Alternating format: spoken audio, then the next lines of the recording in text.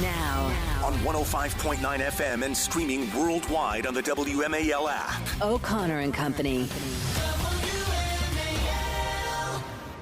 It's 7:06. It's O'Connor and Company. Thanks for tuning in here, 20th day of August on Tuesday morning as we give you a recap of last night's opening of the DNC in Chicago. Coming up in 30 minutes, Derrick Anderson running for Congress. Apparently, this whole exaggerating your military record is kind of a trend with Democrats. Apparently, Mr. Vindman, trying to win that 7th congressional district, misrepresented his rank and about whether he saw combat or not. So we'll get Derrick Anderson to comment on that.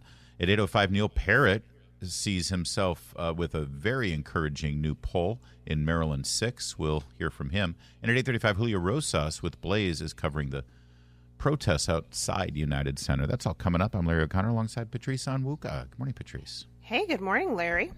It was opening night. Joe Biden, well, I guess it was technically it was prime time, but he didn't actually make it to the stage till well after prime time. Ooh, 11:30-ish. And it was about the same sort of, angry yelling and grievance about Donald Trump and Republicans and a whole lot of misrepresentations. This was newsworthy, though. Those protesters out in the street, they have a point. A lot of innocent people are being killed on both sides. Yes, very fine people on both sides of the Hamas terror slaughter of innocent Israelis and the keeping of innocent hostages, including 5 Americans. The protesters have a point. James Rosen joins us now. He's the White House correspondent with Newsmax, and he's in Chicago. James, thanks for joining us. Great to be with you, Larry and Patrice. Thank you. Let's just start right there. That was kind of newsworthy for him to sort of take the sides of the protesters. I mean, they're protesting against him. They're protesting against he and Kamala Harris's policies right now, last time I checked. It's a line that this administration has sought to straddle for since October, let's say since the beginning of the Israeli response to October 7th. You'll recall that President Biden said that the Israeli response was, quote, over the top at one point. And, of course, this administration has withheld weapons shipments from Israel at certain points. I think it's indisputable that innocent people have been killed on both sides, which isn't to engage in moral equivalence, it seems to me, between Israel and Hamas. The question that is raised by these comments is whether there was any way for Benjamin Netanyahu, the Israeli prime minister, to prosecute this war against an enemy like Hamas that entrenches itself in civilian population centers, where the outcome would have been any different. You know, it's so interesting listening to President Biden's speech, not just on foreign policy last night, but also on the economy, how he framed the economy, and even more than that. And Michael, I'm going to ask you to play cut 15 if you can. Biden talking about the economy. But James, I would just love you to respond to how is it that Kamala Harris's campaign going to be able to untie themselves from the way President Biden is setting up her connection to the economy? Here, let's listen. We've gone from economic crisis to the strongest economy in the entire world. Record 16 million new jobs. Record small business growth. Record high stock market. Record high 401ks. Wages up and inflation down, way down, and continuing to go down. There you go. 4 more years. Yeah. Inflation hasn't gone down. It's just the rate at which inflation increases has slowed. Mm-hmm. And the way I try and make this understandable with my own impoverished sense of economics is to say that if there's a monster that's chasing you, let's say, and it's gaining ground on you, but the rate at which it's gaining ground on you is slowing down. Look, these are the kind of dueling visions of the United States, where we are in the world, and how our citizens are doing, that the American electorate is treated to every 4 years. And so you would be hard-pressed to reconcile the America that was on display in the Republican convention versus the one we heard about last night. And it is true that in this post-pandemic period, I think it's still safe to say in the long view of history, we would still say that 2024 is in the post-pandemic period. The economy has a lot that's going on that is good. There's been robust job growth, and there's been very low unemployment. Inflation has been bad. And it's one of the paradoxes of this post-pandemic economy is that every time we get a strong job showing, then it unleashes a whole new round of fears of a recession, because the Federal Reserve is trying to keep interest rates at just the right level, and they don't want the economy to overheat in its long recovery from COVID. So again, it's hard to make sense of the current economy. I sympathize. Well, speaking of the federal government and the Fed trying to micromanage an economy this big, we saw some ideas from Kamala Harris finally on Friday with regard to price controls in sort of tamping down increases that she says is because of corporate greed and price gouging. But boy, oh boy, I don't see a whole lot of even people on the left in media publications. Washington Post absolutely lambasted it in a editorial board opinion piece. It seems to have been greeted with a thud. Do you think we're going to hear a lot about price controls this week, James? It was tin-eared in the sense that it is both small ball and counter to the free market principles.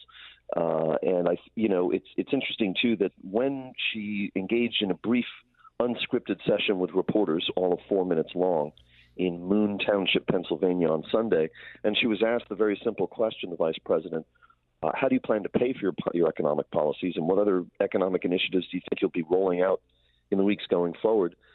She devolved instantly into the kind of word salad that is her true vulnerability. And she spoke in somewhat nonlinear terms about return on investment, and she really wasn't able to articulate an economic vision. And it's an opportunity missed for this ticket, really, the Democratic ticket, because there would be no political price for Ms. Harris to pay if she came out solidly in favor of growth. Instead, she's talking about cracking down on supermarket grocery owners. And so I think it did land with a thud. James, how's the... I think the lesson from this learned by the campaign will not be to introduce more of these ideas, but fewer of them, Larry. Oh, great. Yeah, that's good. Well... Hide the stories, right? Yeah, you have to know what you're going to get in the Harris administration after you vote for it, to paraphrase Nancy Pelosi. James, how's the star power there? That Nancy Pelosi reference, Larry. Yes. How's the star power there? Because, the Hollywood people always come out for the Democrats. Are we going to see Lena Dunham lead a gender binary cast of Hamilton singing great show tunes there on stage? Well, you pay extra for that, I think. I would in a New York minute. Are you kidding?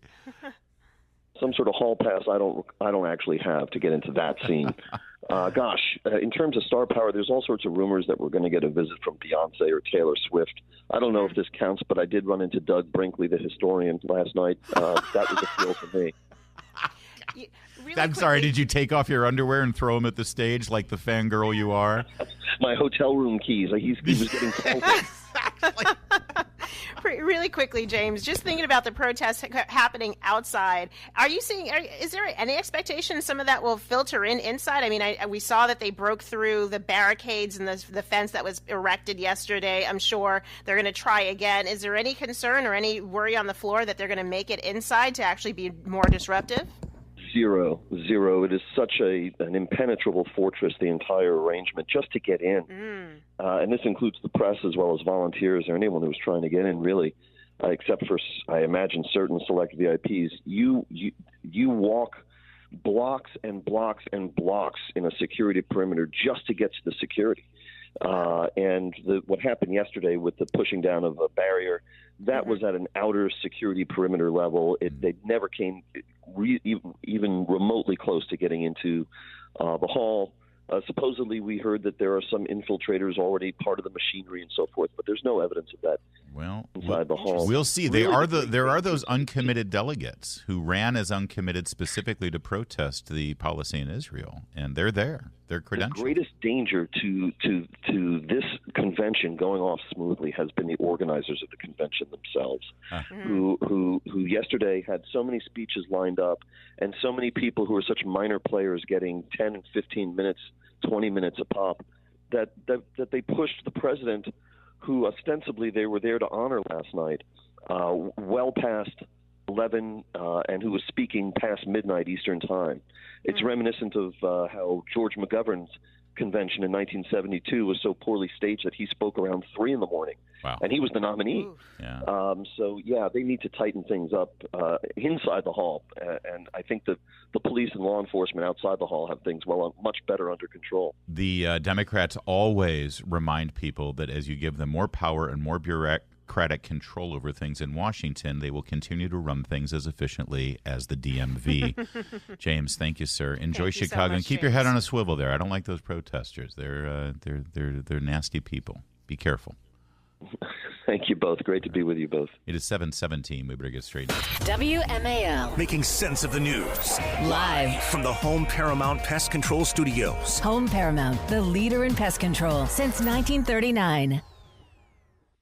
All right, speaking of star power, Mark Hamill seems to be the only person they can sort of dig up to be a celebrity and movie star. And, of course, other than his character Luke Skywalker in Star Wars, which he revives every time he needs to, pay a back tax bill, he's not really a movie star. He's Luke Skywalker. But he's virulently anti-Trump, and so he continues to do various media appearances and social media appearances on behalf of Kamala Harris, and here's his latest. Mark Hamill here with the head of the DNC, Mr. Jamie Harrison.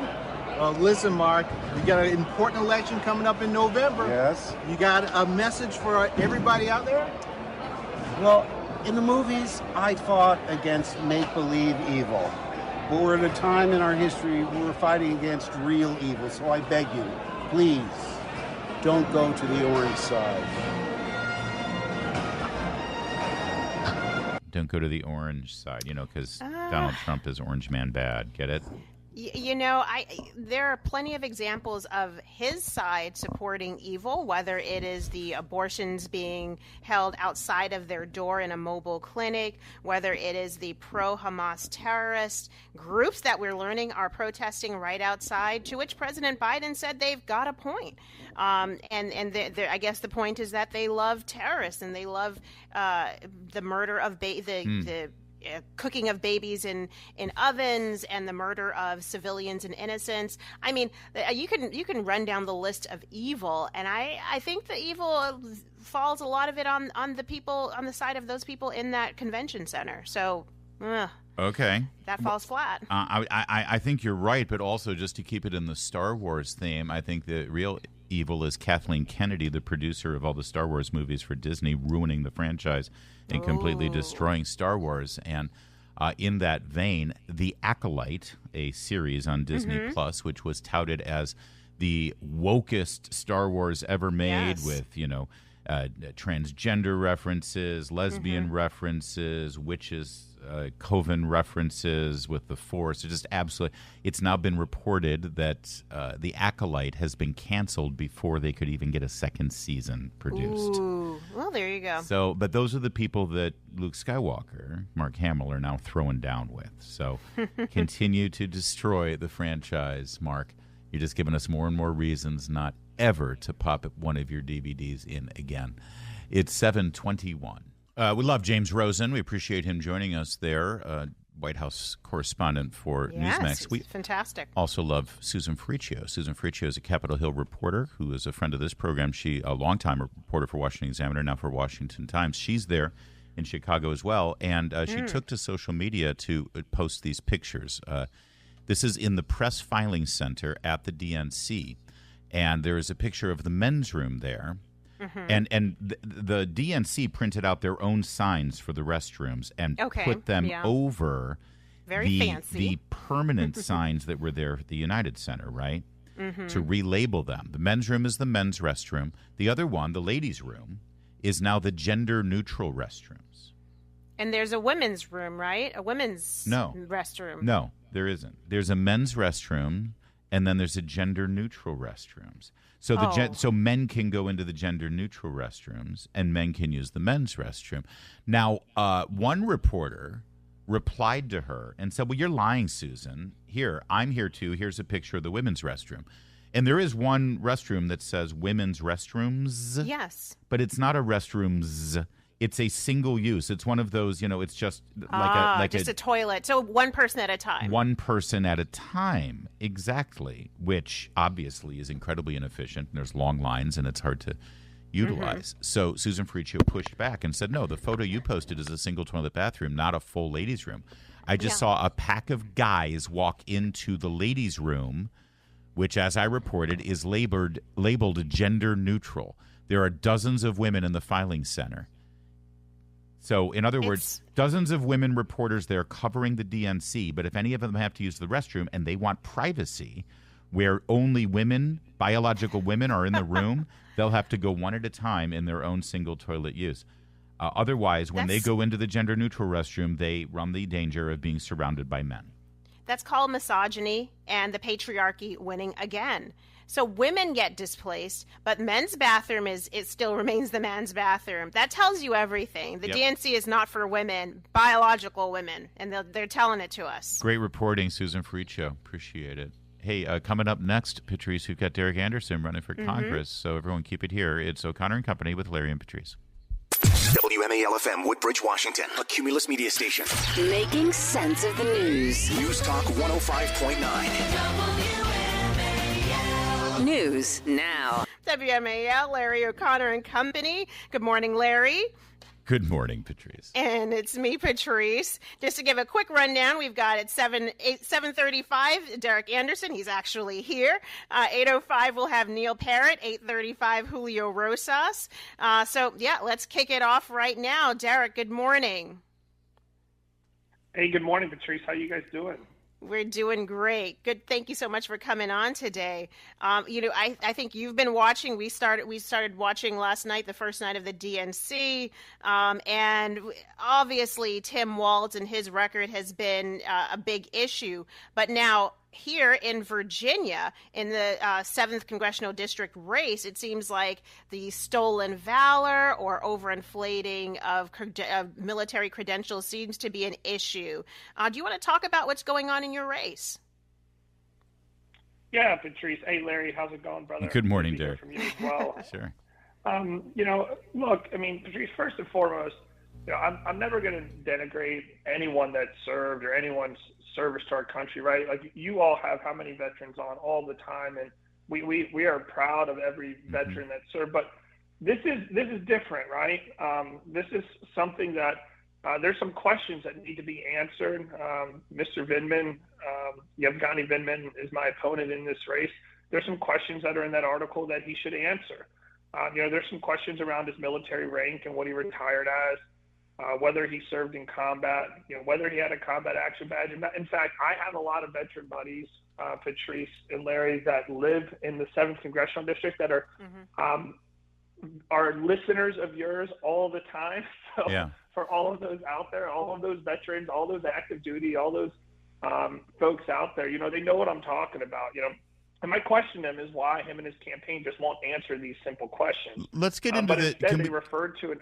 Can we get into the detail real fast, just because people might not know all the details? It sounds like this is very similar to Tim Walz in that he retired as a colonel, he held the rank of colonel on active duty, but when he retired, it was lieutenant colonel, which is an important distinction. And this is because he didn't actually complete his service that was required to actually fully retire as a bird colonel, as they would say. Is that right? Yeah, and that's what the article seems to suggest. And, there's some questions about whether or not, he was in combat, whether he wasn't. Again, these are all questions that he should be answering. It's the same answers and questions that the vice presidential nominee, Tim Walz, has refused to answer as well. And again, what's interesting about this one as well, Larry and Patrice, is that not only did his campaign really not answer those questions, which they did, the people here in the 7th Congressional District deserve answers, but they instead referred to an outside organization that he shouldn't be coordinating with. I mean, that's an issue in all that's of it. Weird. But regardless of all of it, and regardless of all of it, it goes to one thing. It goes to character and truthfulness. Voters need to be able to decide and be prepared to decide who their next congressman in the 7th Congressional District here in Virginia is. And it looks like one is in it for themselves, where who's in it to serve the actual district. This is the district that I grew up in. This is the district that I'm accountable to. So I think it's important about folks that folks, especially Yevgeny Vindman, is open and truthful and honest about his military record and character.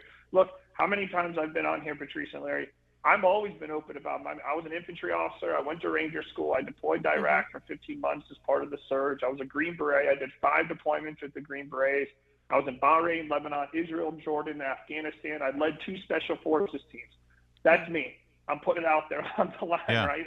I think it's important that people are truthful on their service. And so if you can't answer these simple questions straight, then why can we trust them to answer other questions or to serve the people here in the district? Again, this is my home district.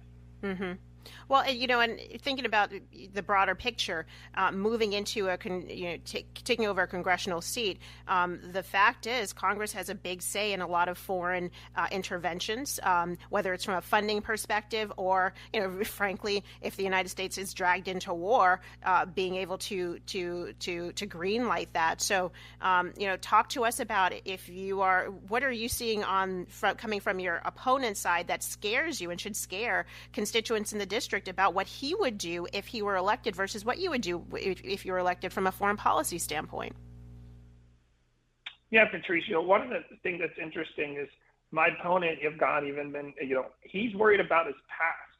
And this is what's interesting about him is that he's worried about his past. He's focused on, he has a revenge tour against Donald Trump right now.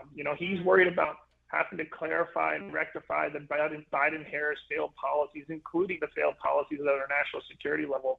And I do believe he'd be a rubber stamp to continue those same policies and hurt people in our district, the Commonwealth, the United States. We're focused on the future. We're focused on the future of the people here in the 7th Congressional District. When we look at it from a national security perspective, again, I mentioned, I do believe he would be a rubber stamp for the Biden-Harris failed policies. We look at Biden, I'm not sure, Larry, Patrice, if you guys watched the DNC last night, but Biden and Harris have equivocated on their support of Israel over and over again. And what does that do? It causes issues from an international standpoint because our enemies become emboldened, right? Yeah. When Biden and Harris look Israel in the eye in one sense and say, we've got your back, but then turn to a camera as they're walking out of Air Force One or what have you, and they say, yeah, we need to go to a ceasefire. We need to go to the table. Look, nobody wants war, right? I served in Iraq and Afghanistan. No one wants that. But at the same time, Israel has an absolute right to defend themselves. And I think the Biden-Harris administration has quickly forgotten what happened on October 7th. They've quickly forgotten that there's over 100 hostages still being held, including Americans. Yes. And they don't talk about it. You didn't hear anyone talk about that at the DNC last night. You haven't heard the Biden-Harris administration mention that, nor have they mentioned the 13 U.S. service members that were killed during the Afghan withdrawal, which is one of the main reasons why I got into this race, is seeing the botched withdrawal in Afghanistan. So again, all of these foreign policies that the Biden-Harris administration have been responsible for over the last 3.5 years, it lays at their feet. And again, my opponent, he's worried about his past and trying to rectify those deficiencies within the Biden-Harris administration. He's got a revenge tour against Donald Trump. Well, we're focused on the future. We're looking at things like the economy and making it more affordable to live, making sure our border is more secure so our communities are safe. I mean, these seem like simple concepts, but my opponent and his party, for whatever reason, it's not as simple for them. We're speaking to Derrick Anderson, running for the 7th Congressional District in Virginia. And listen, I'm interested in the past in terms of confusing past statements from your opponent. I'm reading from a Daily Mail article, 2019. It's profiling both Vindman brothers, the twins. And it says here, his brother, Yevgeny, who goes by Eugene, has an impressive array of medals testifying to a distinguished career. Unlike Alexander, he has not seen combat, and he also served time in the reserves. All right, but then you see a tweet from Mr. Vindman, your opponent, December of 2023, and it says, I served our nation in combat. These weapons of war have no place on our streets. Exactly what Tim Walz was saying, right? I carried this weapon in war. So this is a very simple thing, isn't it, Derrick Anderson? I mean, you're former military. You're surrounded by people in the military. You either saw combat or not. And when his campaign is asked to clear this up, the spokesperson directs all inquiries to a political action committee, which, by that, is that even legal for them to coordinate with a political action committee like that, Derrick? I'm pretty sure you're not allowed to do that. Right. So again, these are serious questions that he does. The Daily Mail might have gotten that wrong, but I would think that he could just correct the record. Yeah, Daily Mail was wrong. I saw combat. Here's where I served, right? Yeah, I mean, and again, though, Larry, to your point, answer the questions. They owe answers to the American public, to the people here in the 7th. They are interviewing for a job right now to be the next congressman in the 7th congressional district. And they owe those answers to the people in the 7th. Wow. Like I said, Larry, I wear my military record on my sleeve. I'm very open about where I've been, what I've done. I have no problems with it. But and again, actually, by the way, Derrick, you're very quick to correct someone if they erroneously overstate your combat. You're one of those guys. It's like, wait a minute, let me just be clear here. I wasn't, a SEAL or whatever. So, all right. Well, listen, the Washington Post may not be interested in vetting the candidates who want to serve in Northern Virginia, but we certainly are, and we'll try to get answers on this too. I ain't calling no super PAC though. I want to hear from the campaign. Right. Derrick Anderson, a Green Beret veteran and Republican nominee for Virginia 7. The website is derrickanderson.com. Thanks for joining us on this. We'll try to get answers for Derrick. you. Larry, Patrice, always a pleasure. Thanks again for having me. It is 7:47. We got to get. I'm sorry for making that long there, but I really wanted to get. This is such a mystery. Either Mr. Vindman served in combat or not. So as soon as we get that answer from him and Tim Walz, I guess the person they want to be vice president, the similarities are amazing. We'll let you know. Here.